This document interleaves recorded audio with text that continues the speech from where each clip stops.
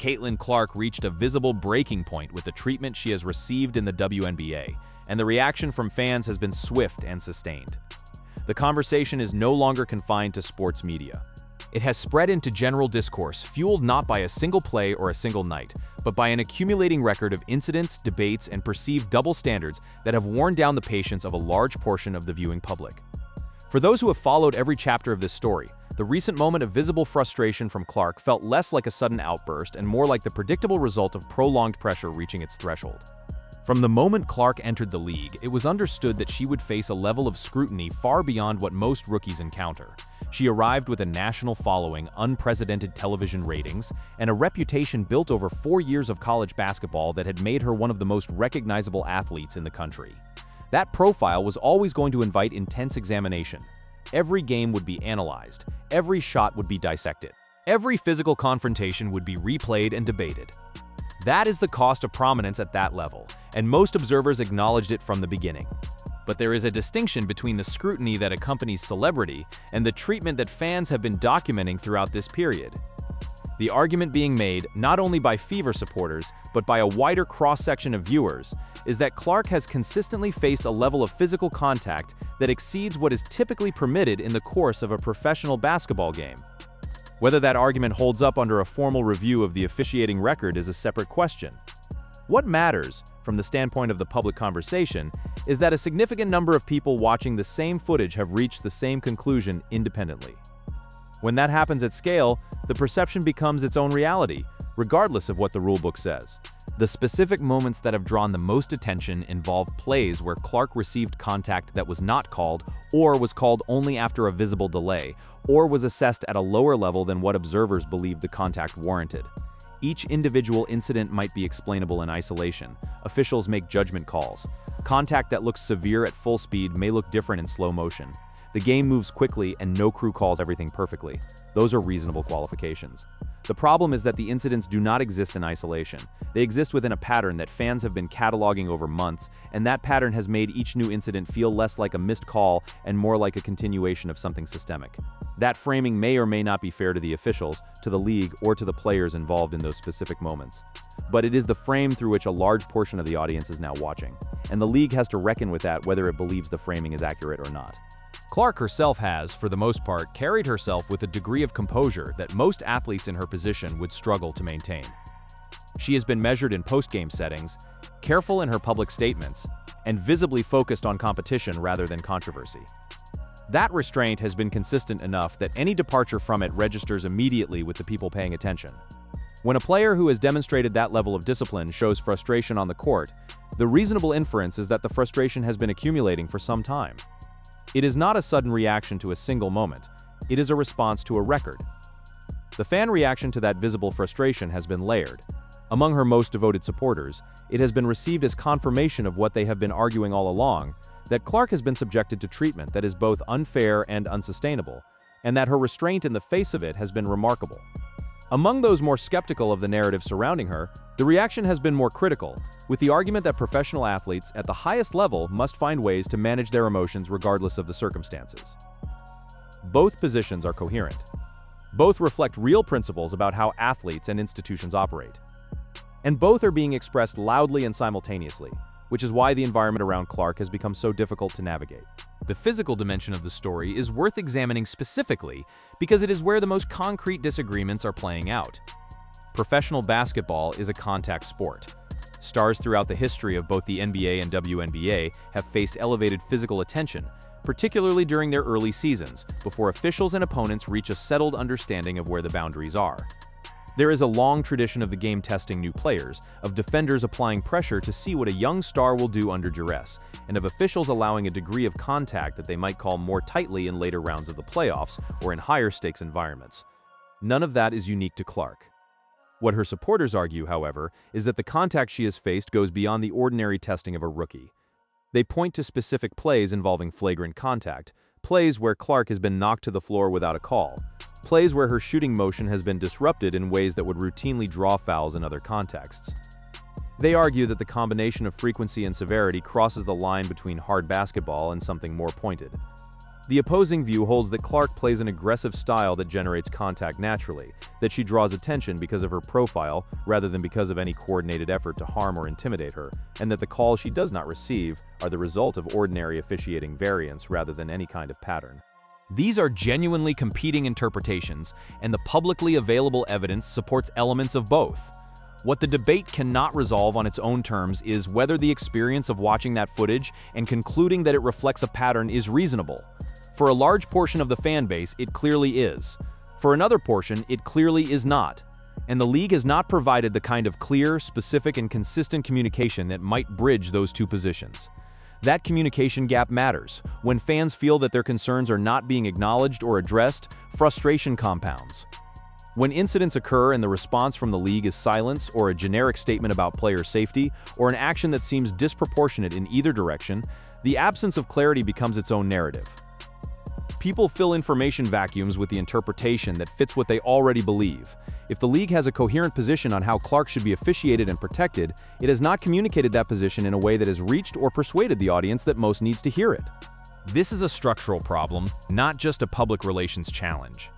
The WNBA has been in the midst of a genuine growth moment. Attendance figures have risen.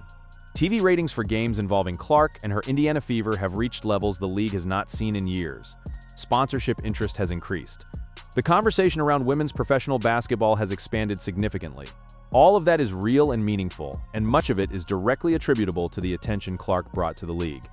The league has benefited from her presence in measurable, documented ways.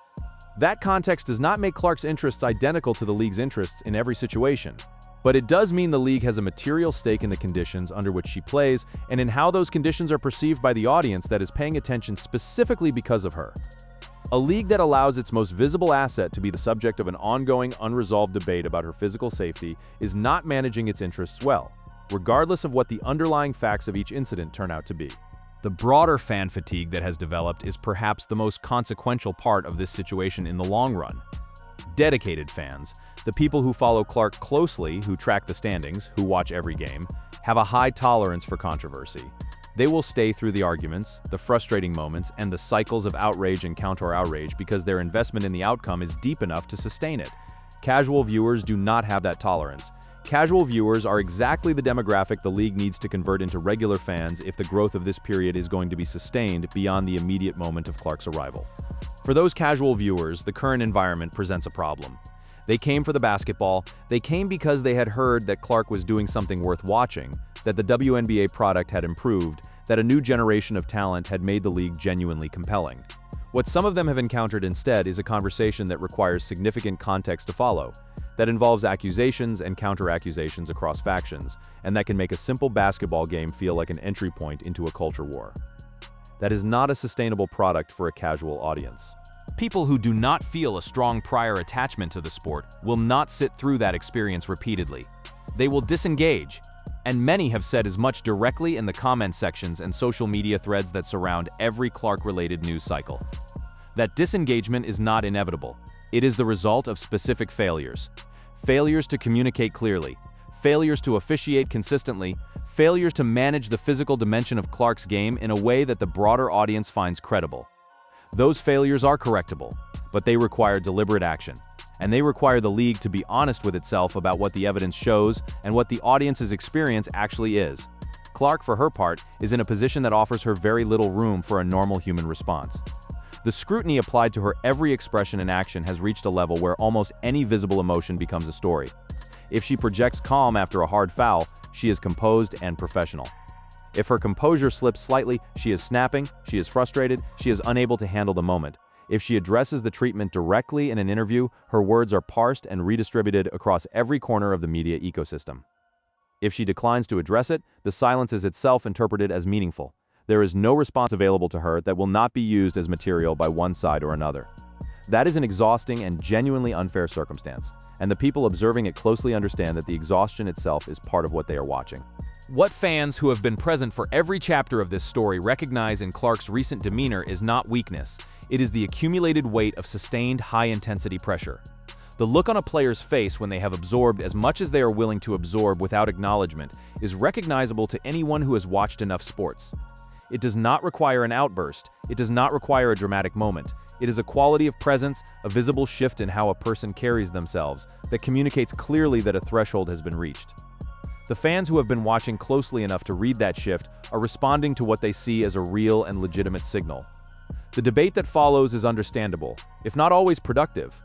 People who believe Clark has been treated unjustly take that signal as confirmation. People who are skeptical of the narrative surrounding her take it as evidence that she is struggling to manage the realities of professional competition. People who are genuinely uncertain find themselves watching each new frame of footage trying to determine what is actually happening in front of them. None of these positions will find resolution in any individual incident.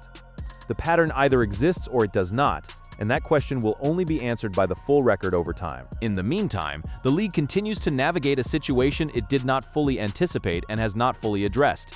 The arrival of a player with Clark's profile was always going to test the WNBA's institutional capacity in new ways.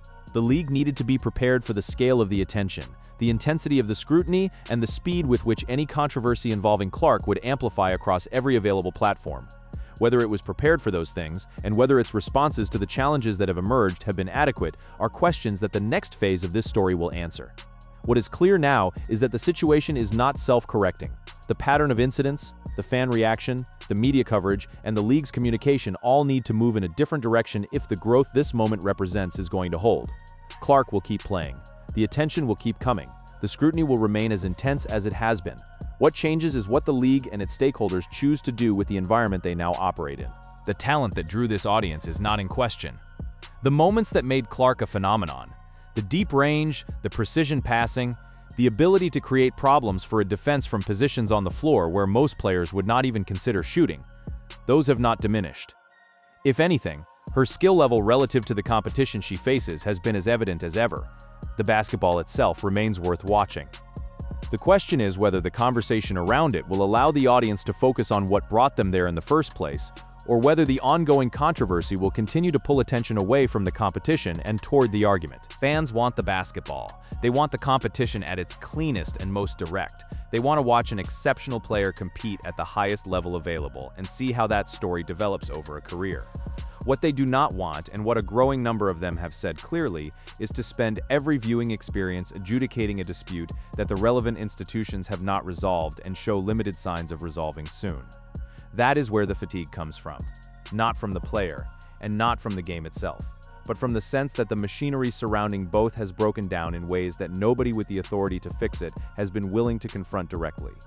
That is the situation as it stands.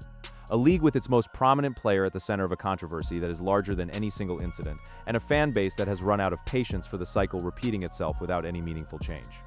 What comes next depends on choices that have not yet been made, by people who have not yet spoken clearly until they do. The conversation will continue in the same direction it has been heading, louder, more divided, and increasingly difficult to separate from the sport it is supposed to be about.